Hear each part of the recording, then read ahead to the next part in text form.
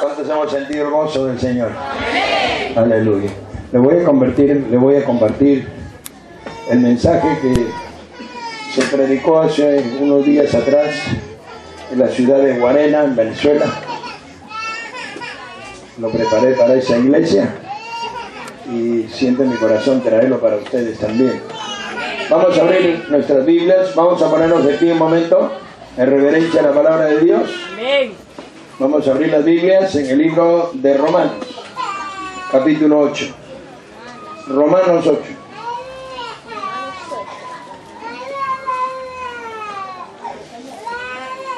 Romanos 8, capítulo 8, verso 1.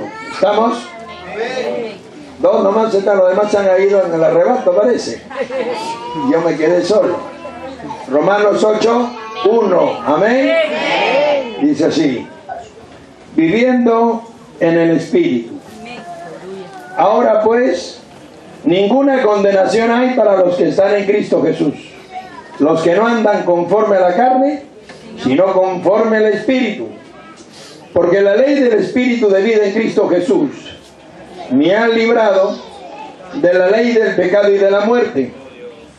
Porque lo que era imposible para la ley, por cuanto era débil por la carne, Dios, enviando a su Hijo en semejanza de carne de pecado, y a causa del pecado, condenó al pecado en la carne, para que la justicia de la ley se cumpliese en nosotros, que no andamos conforme a la carne, sino conforme al Espíritu. Por los que son de la carne piensan en las cosas de la carne, y los que son del Espíritu en las cosas del Espíritu. Porque el ocuparse de la carne es muerte, pero el ocuparse del Espíritu es vida y paz. Oremos. Padre Celestial, te damos gracias. Te pedimos que tu palabra viva y eficaz sea predicada con poder, sabiduría y denuedo. Y la ventana de los cielos en esta hora se abra para que toda clase de milagros, sanidades, prodigios, señales sean hechos en el nombre de tu Hijo amado Jesucristo. En el nombre de Jesús. Amén y amén. Tomen asiento, pónganse cómodo. Pónganse cómodo.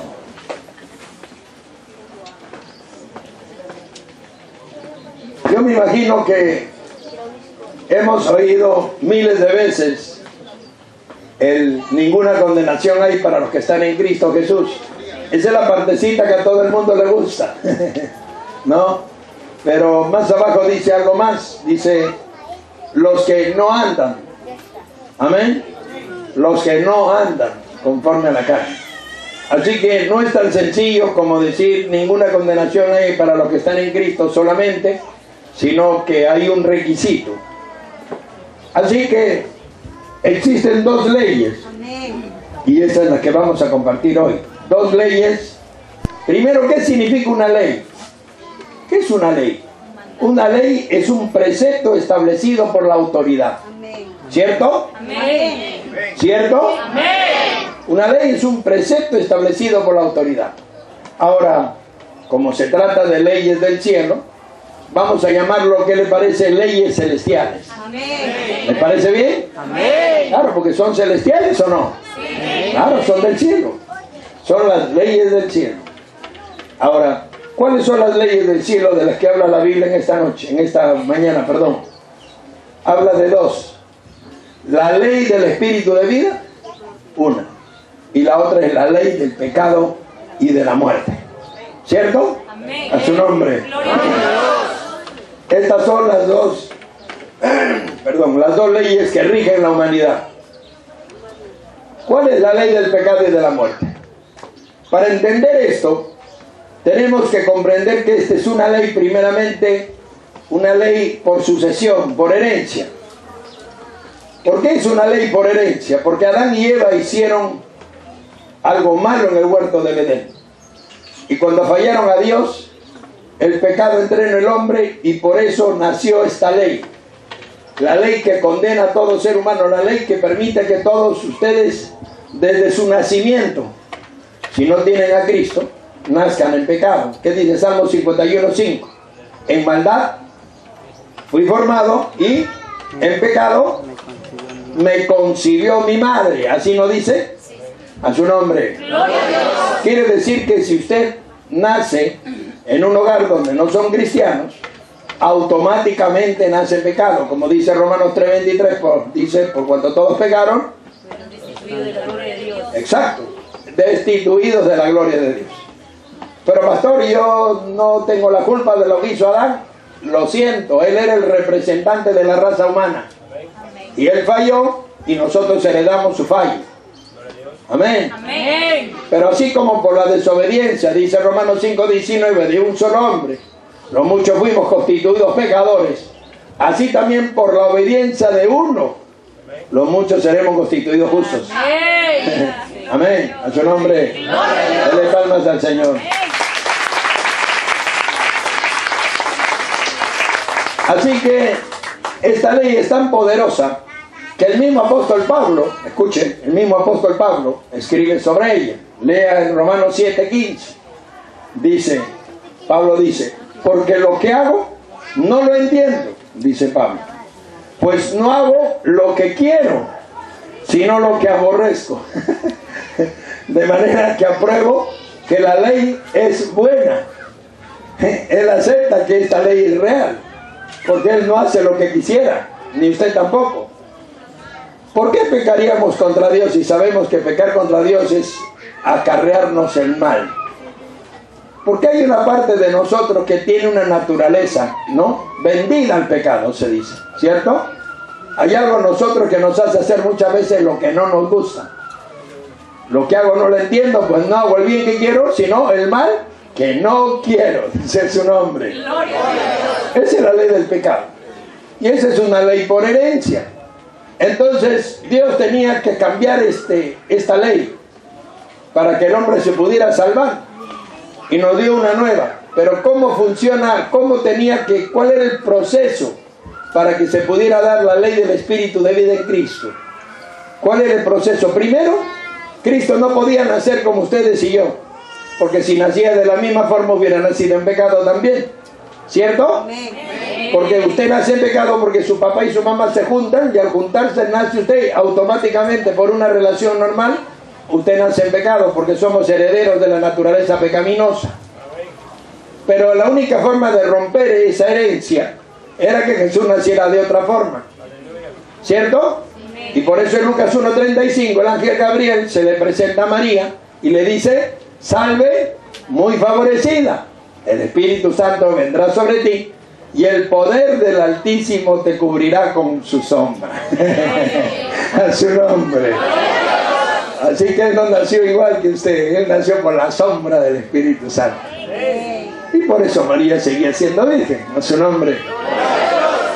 Entonces María concibió, engendró, y Jesús nació sin pecado, ¿cierto? A su nombre. Porque para que él fuese sacrificio acepto, tenía que ser. ¿Sabe cómo era el Antiguo Testamento? En el Antiguo Testamento traían una oveja, un cordero, ¿no?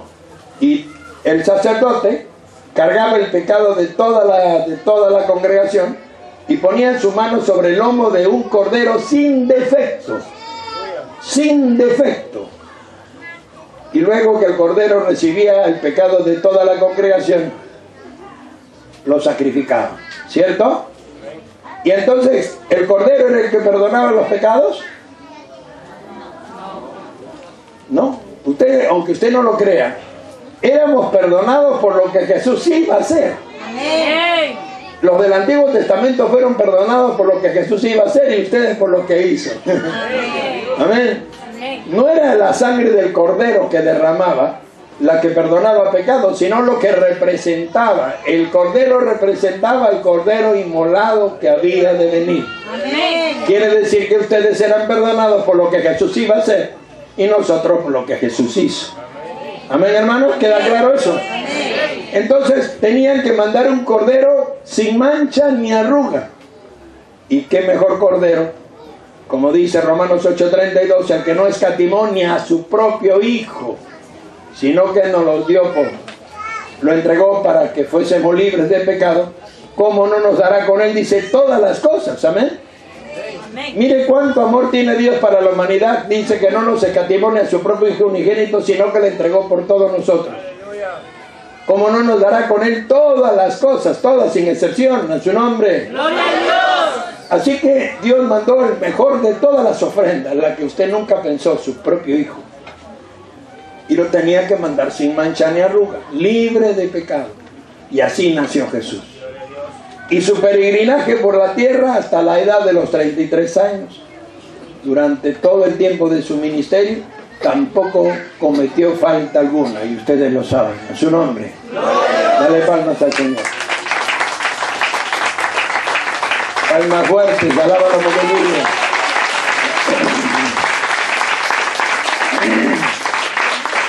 Ahora, para redimirnos, dice Hebreos 2:14, era necesario que Él participara de sangre y de carne. Amén, hermanos.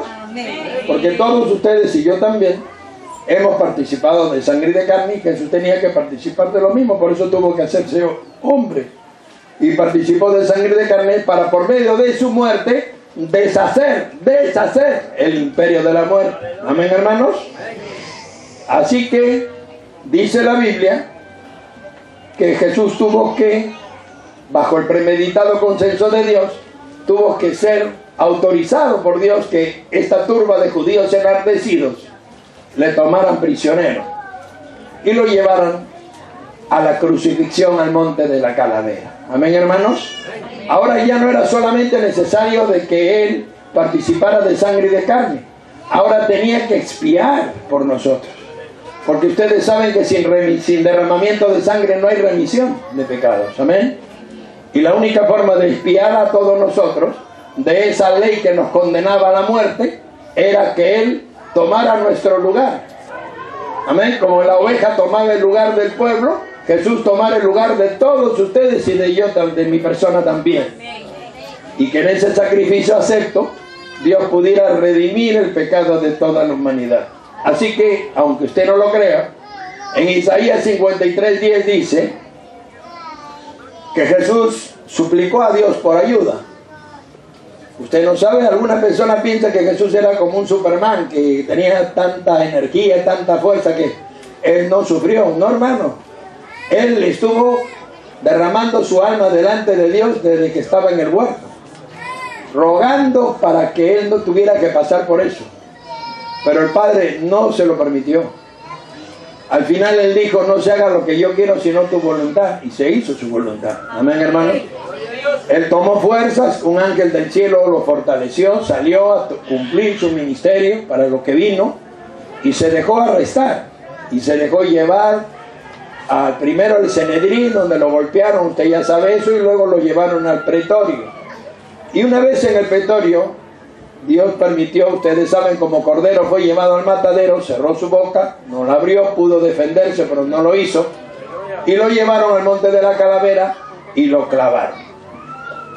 Cuando estaba sangrando en el monte de la calavera, dolorido por los clavos y por todo lo que le habían hecho por el camino, aparte de la corona de espinas y la golpiza que le dieron y los azotes y todo lo demás, Él levantó su voz al cielo y clamó a Dios en palabras hebreas, Elí, Elí, lama sabachthani, que quiere decir, Padre, Padre, ¿por qué me has abandonado? ¿Sabe por qué Dios no podía ayudarle? Porque el pecado de todos ustedes estaba sobre Él. Él estaba cargando, como esa oveja cargaba el pecado de la congregación, el pecado de toda la humanidad estaba sobre Él. Él era pecado en ese momento, por nosotros, ¿sabe? Y esa sangre que derramaba en el Calvario, por eso dice en el libro de Isaías 53:10, con todo esto, Jehová quiso quebrantarlo, sujetándole a padecimiento. Cuando haya puesto su vida en expiación por el pecado, verá linaje, vivirá largos días, y la voluntad de Jehová será en su mano prosperada. Verá el fruto de la aflicción de su alma y quedará satisfecho. Amén. Por su conocimiento mi siervo justo justificará a muchos y llevará las iniquidades de ellos. Su nombre. Y así fue, hermanos, así fue. Derramó su sangre, Dios no le ayudó, pagó el precio de la salvación de todos ustedes y expiró.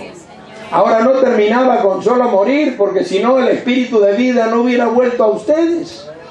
Si hubiera sido ahí que terminaba la cosa, ni ahí terminó, ahí comenzó. Ahora tenía que descender al infierno. Tenía que descender al infierno. Y tenía que quitarle a Satanás las llaves de la muerte. Sí, tenía que hacer eso para resucitar y darnos el espíritu de vida que lo resucitó a él. Tenía que vencer a la muerte. Por eso en Apocalipsis 1:18 dice: he aquí, yo soy el que vivo y estuve muerto y tengo las llaves del Hades y de la muerte. El que cree en mí, aunque esté muerto, vivirá. A su nombre.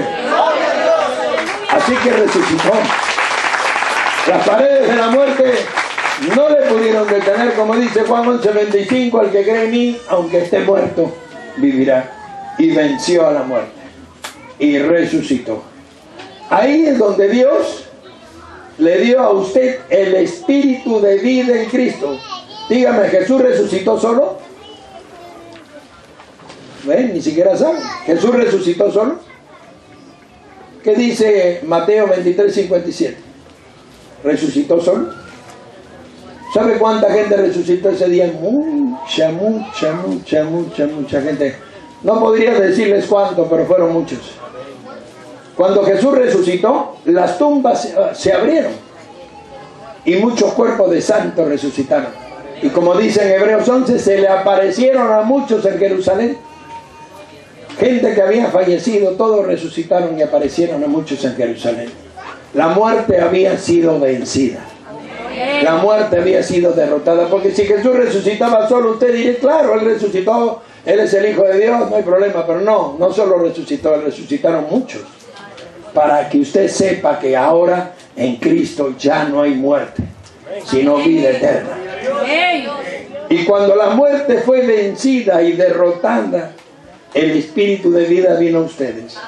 Ahora yo le digo una cosa: ¿puede una persona que tiene a Cristo vivir en la carne? Sí. ¿Acaso no hay celos en la iglesia? ¿No hay envidias en la iglesia? ¿No hay disensiones en la iglesia? ¿No hay esas cosas? Amén. Sería mentir decir que no las hay, ¿cierto? Amén. Luchamos contra eso, pero sí lo hay. Amén. Si lo hay, es parte de una naturaleza conflictiva que está dentro de usted mismo, a la cual usted tiene que hacer morir. Por eso la Biblia dice en el libro de Colosenses 3:5, dice: haced morir lo terrenal en vosotros. Y en el libro de Gálatas dice: si por el Espíritu hacéis morir las obras de la carne, ¿qué dice? Viviréis. Amén. Y si no las haces morir, no viviréis. Amén. Quiere decir que para que ese espíritu de vida con el que tanto sufrió Jesús para dárselo a ustedes pueda ser eficaz, usted por ese espíritu de vida tiene que hacer morir las obras de la carne. Amén. Si no puede lograr eso, pues no va a vivir. Porque ninguno que sea fornicario, adúltero, mentiroso, tramposo, ladrón, sinvergüenza, hechicero, fornicario, qué sé yo, homosexual, prostituta, va a ingresar al reino de los cielos, ¿cierto? Ninguno que practica tales cosas, dice, heredará el reino de Dios, ¿cierto? Entonces ese espíritu de vida que te ha sido dado, tienes que usarlo como una herramienta para hacer morir las obras de la carne. Amén. Y sí se puede, ¿cierto? ¿Cuánto creen que sí se puede? Claro que se puede, a su nombre. Por eso tenemos que tener el tiempo necesario con el Señor, para que el espíritu de vida tenga la fuerza y el poder necesario para doblegar esta naturaleza pecaminosa. Amén, hermano. Si fuera fácil vivir en el espíritu, oiga, todo el mundo estaría ya con alas, ya estarían volando como los ángeles. Pero no es fácil, ¿cierto? Porque ambas naturalezas conviven, cohabitan en el mismo cuerpo. Amén. Por eso Pablo dice: apruebo que la ley es buena, porque lo que hago no lo entiendo, pues no hago el bien que quiero, sino el mal que no quiero. Él se da cuenta que hay algo en él que le hace hacer cosas que no le agradan.